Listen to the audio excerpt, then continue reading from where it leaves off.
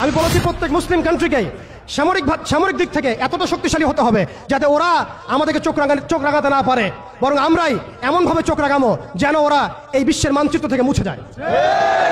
Kim Jong উনের মতো একজন মানুষ যিনি উত্তর কোরিয়ার মতো ছোট্ট একটা রাষ্ট্রকে আজকে নিউক্লিয়ার রাষ্ট্রে পরিণত করেছেন, আমাদেরকে সেই সক্ষমতা ছিল না, আমাদেরকে সেই প্রতিভা ছিল না, আমাদেরকে সেই জনবল ছিল না। অতএব প্রত্যেক মুসলিম কান্ট্রিকেই নিউক্লিয়ার ওয়েপন্স তৈরির দিকে যেতে হবে, মিসাইল তৈরির দিকে যেতে হবে, প্রযুক্তিগত উন্নয়নের দিকে যেতে হবে, ঐক্যবদ্ধ প্ল্যাটফর্মের দিকে যেতে হবে। একসাথে সবাই মিলে আমরা যখন এই সমস্যার সমাধানে হাত লাগাবো, কাঁধে কাঁধ মেলাবো, দেখবেন এই ছোট্ট রাষ্ট্র কিছুই করতে পারবে না, পশ্চিমা বিশ্বই কিছুই করতে পারবে না, এমনকি পুরো দাজ্জালের বাহিনী মিলেও এই বিশ্বে ইসলামের বিজয় ঠেকাতে পারবে না ইনশাআল্লাহ। আমি আজকে আপনাদের সামনে শুধুমাত্র কিছু আবেগী কথাবার্তা বলতে আসি নাই, আমি কিছু প্র্যাকটিক্যাল কথা বলতে এসেছিলাম। জানি না কতটুকু বোঝাতে পেরেছি। এই বিশ্ব তার ফিউচারের দিকে এগিয়ে যাচ্ছে, এটা কোনো কাকতালীয় বিষয় নয়। সারা বিশ্বে যা হচ্ছে এই ব্যাপারে আমাদেরকে পড়াশোনা করতে হবে, আমাদের সচেতন হতে হবে, আমাদেরকে দাওয়াতের মেহনত বাড়াতে হবে। এমন কিছু ইভেন্ট আমাদের সামনে আল্লাহ পাক দেন, ইস্যু দেন, যে ইস্যুগুলোতে আমরা ঐক্যবদ্ধ হতে পারি। ফিলিস্তিন ইস্যু হচ্ছে তার মধ্যে অন্যতম একটা সেরা ইস্যু। আমরা যদি এই ইস্যুতে ঐক্যবদ্ধ হতে না পারি তাহলে আল্লাহর কসম জানি না আর কোন ইস্যুতে আমরা ঐক্যবদ্ধ হতে পারবো। অতএব আমরা সবাইকে আল্লাহ পাক যেন কবুল করেন, মঞ্জুর করেন। ফিলিস্তিন ইস্যুতে আমাদেরকে সোচ্চার করেন, সচেতন করেন।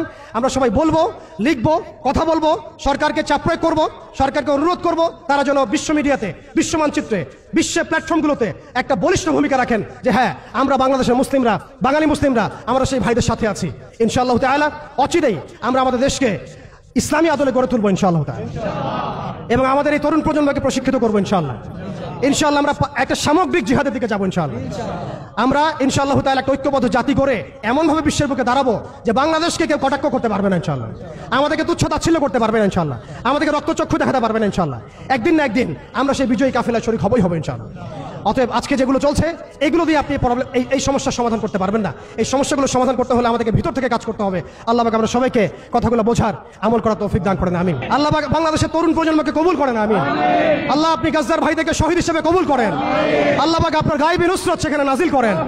আল্লাহ পাক সেখানে গাজ্জার ভাই বোনদেরকে এমনভাবে নুসরত দান করেন যা কাফের মুশরিকরা চিন্তাও করতে পারবেন ইনশাআল্লাহ। আল্লাহ পাক আমাদেরকে জাতিগত ঐক্য দান করেন।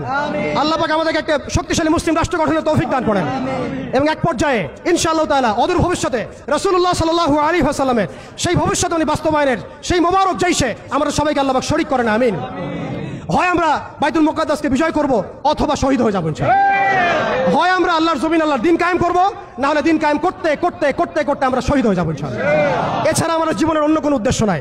আর একটা কথা স্পষ্ট বলতে চাই, আমাদের গোপন কোনো এজেন্ডা নাই। আমরা কোনো বিচ্ছিন্ন জনগোষ্ঠী নই, এবং আমাদের কোনো গোপন এজেন্ডা নাই। আমরা সবকিছু উন্মুক্ত বললাম, খোলামেলা। আমরা চাই আল্লাহর জমিনে আল্লাহর দিন কায়েম হোক, এবং আমরা এই দাওয়াতটা সবাইকে আমভাবে দিতে চাই। আপনারাও আল্লাহর দিনে দীক্ষিত হন। আসেন আমরা সবাই কাঁধে কাঁধ মিলাই এই জালেম সভ্যতার বিরুদ্ধে দাঁড়াই। কারণ জালেম সভ্যতা কখনো আপনাকেও চিনবে না। আপনার প্রয়োজন ফুরিয়ে গেলে সে কালকে আপনার পিঠেও লাথি মারবে, সে কালকে আপনার পিঠেও ছুরি চালাবে, কোনো সন্দেহ নাই।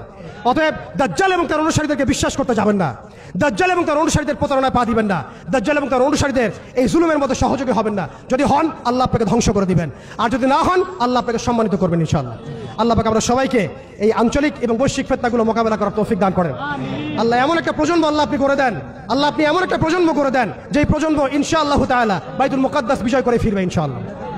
আজকে আমি আর লম্বা করছি না। আপনারা সবাই যারা সময় দিয়েছেন আপনাদের সবাইকে জাযাকুমুল্লাহ খায়রান। যারা ওলামায়ে কেরাম এসেছেন তাদের সবাইকে আমি শ্রদ্ধার সাথে, সম্মানের সাথে জাযাকুমুল্লাহ জানাচ্ছি।